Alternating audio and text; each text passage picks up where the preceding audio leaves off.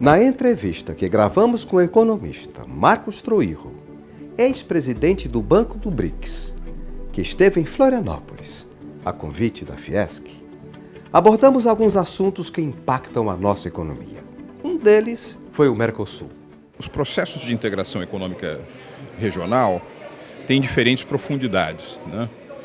O Mercosul começou como uma espécie de busca do tempo perdido, né? Porque, afinal de contas, Brasil, Argentina, Uruguai e Paraguai, no início dos anos 90, negociavam um pouco entre si.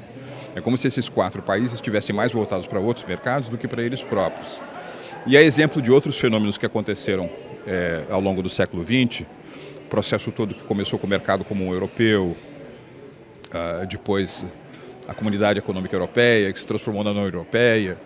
Na América do Norte também você tem essa aliança comercial entre México, Estados Unidos e Canadá, que no primeiro momento se chamou NAFTA, hoje tem um outro nome, traz economias de escala, traz maior comércio regional, traz o aprofundamento das chamadas cadeias de produção. Agora, me parece que no caso do Mercosul, em vez de seguir uma abordagem sequencial, né, ou seja, ir aumentando progressivamente a dinâmica de integração, nós fomos direto para uma união aduaneira. Quer dizer, em muitos setores, né, o Mercosul pratica uma única tarifa comum, a chamada TEC, a tarifa externa comum. E se por um lado isso, digamos assim, protegeu, né, alguns agentes econômicos na região, por outro deixou esses 4 países muito distantes dos centros dinâmicos de produção no mundo, né? Nós temos forças, na minha opinião, muito importantes para a modernização do Mercosul. Uma delas é o Acordo Mercosul-União Europeia, né? Eu fui um dos negociadores. O Acordo Mercosul-União Europeia é um dos maiores de toda a história da economia mundial entre blocos. Ele foi concluído. Depois, enfim, disso, me parece, né, que os europeus tentam aí reabrir algumas discussões, sobretudo ligadas à questão ambiental. Mas eu torço, né, para que isso aconteça mais rapidamente do que o contrário. Porque, afinal de contas, os acordos de comércio são, no limite, acordos de investimento. E o potencial, por exemplo, de formação de joint ventures, de parcerias entre empresas europeias e empresas do Mercosul é muito grande. No seu conjunto, a União Europeia representa um bloco econômico muito grande, praticamente 450 milhões de pessoas, né? Então, eu acho que o Mercosul tem muito que ganhar com isso. Falando sobre desafios e oportunidades para o mercado global, Troirro destacou o protagonismo do Brasil na produção de alimentos. Veja, nós vamos acrescentar, como disse, 2 bilhões de pessoas à população mundial. Nós temos hoje, digamos assim, os países que mais crescem economicamente são aqueles de grande população. Índia, com 1,5 bilhão de pessoas, Indonésia, 280 milhões de pessoas. E são países que crescem muito a partir de uma renda per capita razoavelmente baixa. E o que a história mostra é que quando há um crescimento tão vertiginoso, né, dessas economias a partir de uma renda média baixa, a renda adicional vai sobretudo para o consumo de alimentos. E aí vem a pergunta, de onde virá todo esse alimento? Os 4 maiores produtores de alimentos do mundo são a China, que por conta do tamanho da sua população é uma importadora líquida de alimentos, os Estados Unidos, um grande produtor, grande consumidor, mas também tem balança comercial negativa no agronegócio. A Índia, uma grande produtora, mas ainda com bastante ineficiência, muita agricultura de subsistência. E nós temos o Brasil, né? O Brasil, que hoje é o país que tem a maior balança comercial da agroindústria. É o país que, do ponto de vista da sua geografia, ainda tem aquilo que eu gosto de chamar de um teto retrátil, né, para a produção de alimentos com sustentabilidade. É um país que talvez tenha a maior abundância desse recurso essencial para a agricultura, que é a água, né? No Brasil há rios voadores, né? As nossas chuvas, né? Os nossos índices pluviométricos podem ser caracterizados como os rios voadores. Então, nós temos uma chance muito grande. O Brasil tem todas as condições de, no espaço de uma geração, por conta dessa configuração internacional, se tornar um país com uma renda per capita superior a 20 mil dólares. Então, existe uma certa janela de oportunidade muito ligada ao agronegócio brasileiro. Isso eu acho que é o primeiro ponto. Depois a gente tem uma outra transformação que vem da disputa geopolítica de Estados Unidos e China, né? Então, essa disputa geopolítica tem gerado uma mudança na alocação da produção, das decisões de alocação de produção. Então, assim, abre-se uma janela de oportunidade para o Brasil receber investimentos diretos externos que possam vender, né, ou integrar cadeias dentro do Brasil e vender especialmente para o mercado dos Estados Unidos, que ainda é um dos 22% da economia mundial. E nós, como a Fieldwright, vimos uma grande oportunidade no setor do agronegócio, a fim de atender essa demanda, né, que existe, essa lacuna, em termos de comercializar, né, os seus produtos. A gente conecta, a gente de concreto somos tipo um iFood do agronegócio, né? Onde nós conectamos o vendedor e o consumidor final.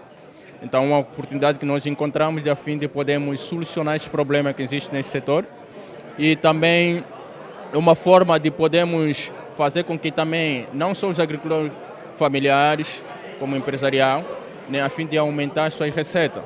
E é uma forma também de podermos aproximar, né, o consumidor final com o próprio agricultor para saber como é que ele produz os produtos, né, de que forma, né, e ter o conhecimento do preparo desse alimento que realmente ele se alimenta. Então a gente tem essa oportunidade tão ideal que nós temos não só no Brasil, mas a nível mundial, né? Hoje temos no Brasil que é a sede, que a Fieldwright está aqui, na sede em Florianópolis, e nós temos também a oportunidade de podermos abrir um novo escritório em Angola, que é no meu país, né? A fim também de solucionar os problemas que realmente os agricultores passam, né? Porque é uma oportunidade que eu achei como a tecnologia consegue solucionar esses problemas.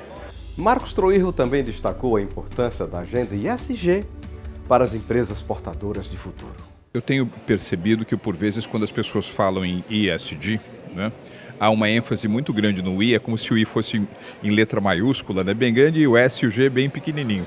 Mas, na realidade, é um conceito que tem de andar de mãos juntas, né? Porque, claro, cada vez mais existe uma preocupação ambiental, uma preocupação de sustentabilidade, tem o fenômeno do aquecimento global, tem o fenômeno da importância da manutenção, enfim, dos recursos naturais.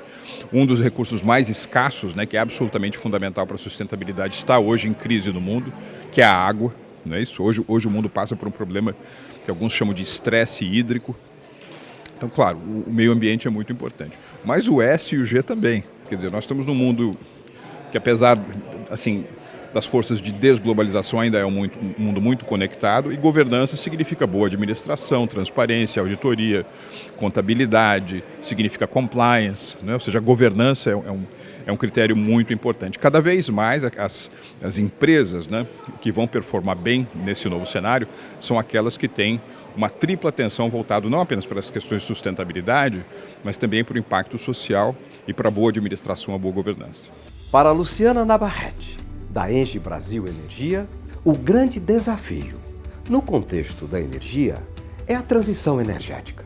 A transição energética é um imperativo, ela tem que ser realizada e o desafio é como realizá-la, como financiar a transição energética e como fazer com que ela aconteça no tempo necessário para o planeta. E a Engie contribui bastante nesse sentido através do fornecimento de energia limpa, através da atuação que nós estamos iniciando agora, os projetos de hidrogênio verde. Então, temos várias oportunidades para contribuir com esse tema. Sobre o movimento de criação de novas moedas e de novos padrões monetários, Marcos Troirro sugere que o dólar continuará sendo, ainda por muito tempo, a referência monetária. Veja, eu sempre entendi que é a grandeza das economias que faz a grandeza das moedas, não é? Embora, obviamente, você tenha em anos recentes o aparecimento das chamadas criptomoedas, não é? O que, por vezes, acontece é a utilização de meios tecnológicos que facilitam a transação baseada numa moeda que é chancelada por um banco central e, portanto, tem confiança, não? Agora, eu também vejo uma outra tendência bastante grande agora, que é a de criar alternativas ao dólar como meio de transação internacional. Veja que coisa curiosa, foi em 1871 que os Estados Unidos ultrapassaram a Inglaterra como maior economia do mundo. Agora, passou muito tempo, né, décadas e décadas e décadas, até o dólar ser o padrão monetário, digamos assim, mais utilizado. Então existe uma desconexão entre o momento em que uma economia se torna a maior do mundo para o momento em que a moeda daquela economia, digamos assim, é aceita como referência de valor, meio circulante, etc. Eu acho que nós estamos num momento ainda de transição. Se eu tivesse que fazer uma aposta, a minha impressão é de que o dólar ainda continuará tendo um papel muito importante na seleção das cestas de moedas, né, de diferentes bancos centrais, referências de contratos, meios de pagamento. Há uma sobrevida muito grande ainda para o dólar.